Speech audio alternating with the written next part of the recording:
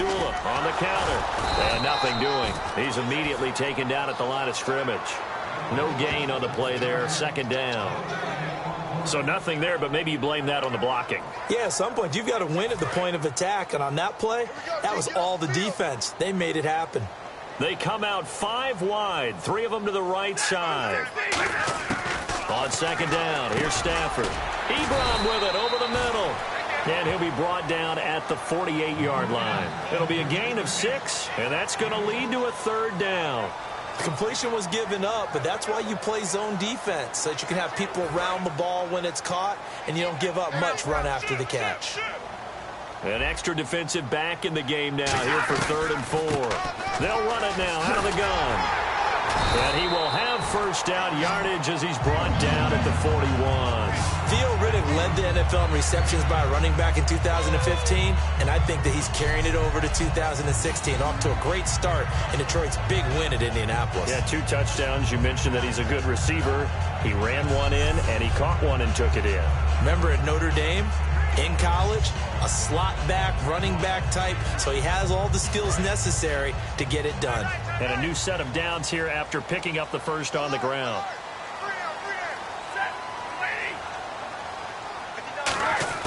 On first down, it's Stafford. And Jones has it over the middle.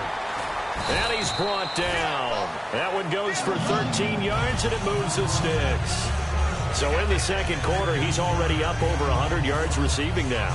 And isn't 100 the magic number for a really good game for a receiver? So he got a chance to really shatter that and have a profound effect on this game. And the 8th play on this drive coming up.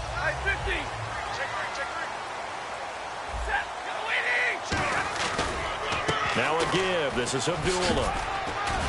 And able to push his way forward here for a good little gain. 5 yards is the tally on first down. That brings up 2nd and 5. But when your first NFL carry is a 36-yard touchdown run with a really nifty move to get into the end zone, people expect big things out of you. And Amir Abdullah, they're waiting for him to fulfill that promise. They had the shoulder surgery in January, but really expected to be the man this year in Detroit.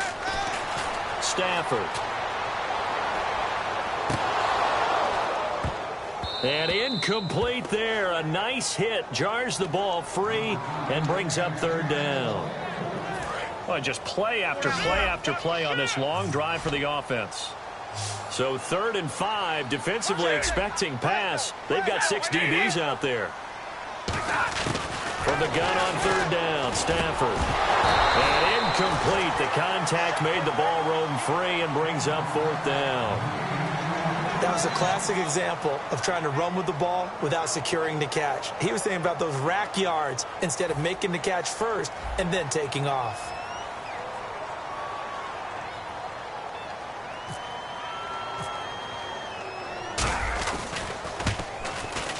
And Prater's kick is on the money. It's good. And the lead stretches to 6 here. It's 13-7.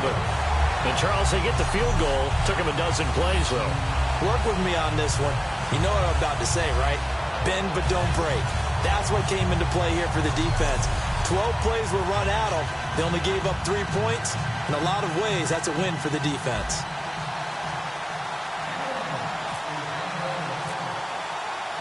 Now it's Martin to do the honors after the made field goal.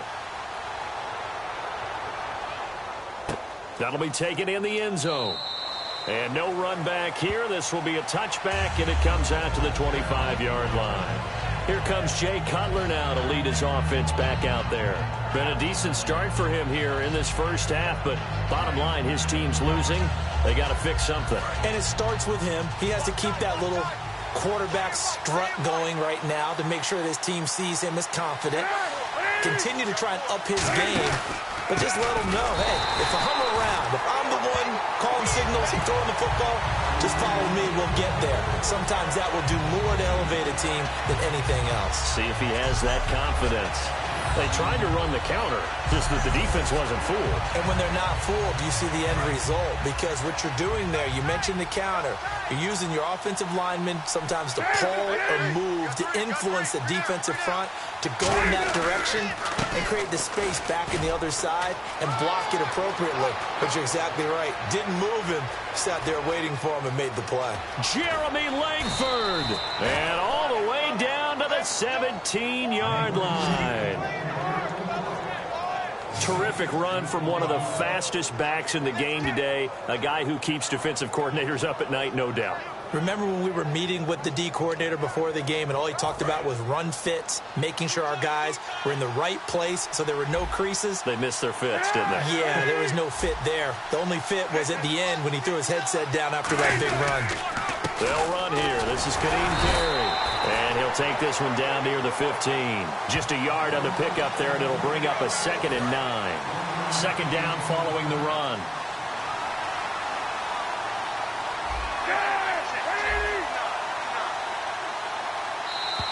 Two minutes to play here in the first half. We'll come back to Ford Field after this.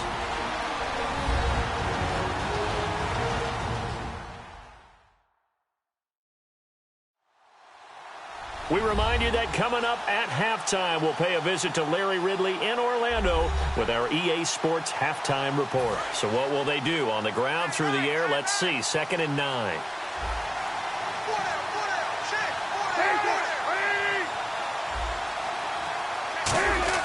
Now they'll look to throw it with Cutler.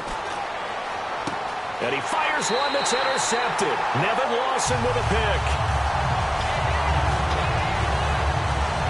Brandon, this is why golfers do their best to never count a score in their head before the ball goes in the cup. This looked like a slam dunk for points on this drive, didn't it? Instead, they throw an interception, and they're going to come away empty.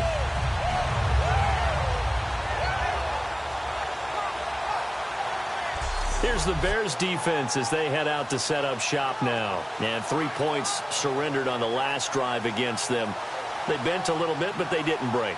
I like that, and that's not always wrong. We run into a lot of coordinators that talk about, well, if I give up 3 points, my whole day's ruined. Actually, it's not. Just giving up field goals usually gives your team a chance to win if you're playing good defense. Yeah, especially in the National Football League. After the interception, here's Stafford. This complete to Jones. And he's brought down after a good gain. A good pickup there of 20 yards. And a good quarterback facing zone coverage. If he has just a little bit of time to survey the scene, that's what's going to happen. No doubt about it. If there's no pressure, he's going to continue to pick them apart because he'll have all that time to find someone open downfield. He can only cover for so long. So maybe they want to go to a zone blitz scheme, get a little bit more pressure. Remember when Carolina did that against Denver? They lost the game ultimately. They dropped the defensive end out, and he ended up with an interception in that game in Super Bowl 50. Maybe some sort of scheme like that to try and get more pressure at the passer. Stafford on first down. And it pops free. The collision there jarred the ball loose and brings up 2nd down. Let's transition here and go week one storylines. I'll give you one. You give me one. For me watching the AFC East, Tom Brady out, Garoppolo in. People were curious what would happen. Well, guess what? The Patriots did their thing. They won. But the other 3 teams in the AFC East all lost. Only week 1, but it's just looking like the same old division. Feels very familiar, doesn't it, in the AFC East? Well, let's go to the AFC North. Cincinnati, which has been dominating that division in recent years. Disappointing end to their season last year in the playoffs against Pittsburgh. A lot of people wondered, how would they come out of the gate this year? They told us that they were putting it behind them. But it certainly appeared that way. A huge win on the road, week 1, at the New York Jets, who are going to be a contender for a playoff spot.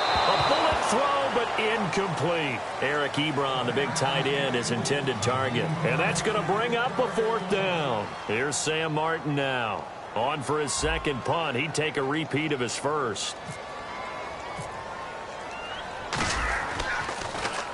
He gets this one away, and boy, it's another boomer. And a little too much mustard on that one. It hits a couple yards into the end zone. A missed opportunity there maybe to pin him back. Here comes Jay Cutler and the Bears offense working their way back onto the field. Been a decent start for him here in this first half, but they're losing. And I think as the captain of the offense, you probably always feel like you need to do more in that situation. The best have always felt that way, and they won't settle for anything less. So right now his goal is to increase what he's doing on the field, try to make sure his teammates come along with him, and he feels like if I do better, everyone will do better. And that's what we're seeing from him right now. Got to have a little extra determination. Yeah, a little extra determination. He has thrown the touchdown pass, no interceptions for him personally to this point. Let's switch gears for a second with a tough league-wide news that obviously many people are talking about. Robert Griffin III, who's had injury struggles in his young career, and he's got another big one to deal with now. And he's battled through them, got another opportunity in Cleveland with head coach Hugh Jackson, became the starter in August in preseason, and in the season opener gets hurt again and goes on IR. So I believe he's eligible to come back after 8 games if his rehab goes well.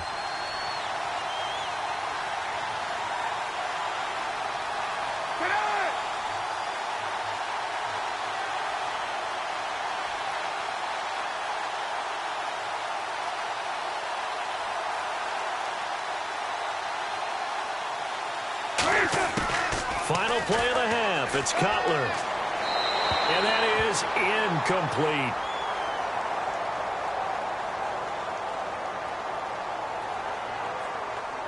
Holding offense.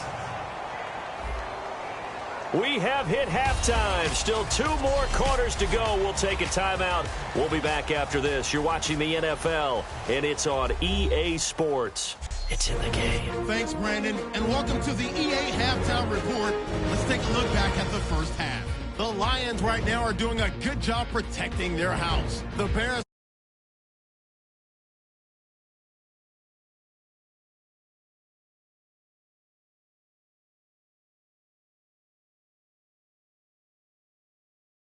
in this one. So let's take a look at some of the highlights from the first half.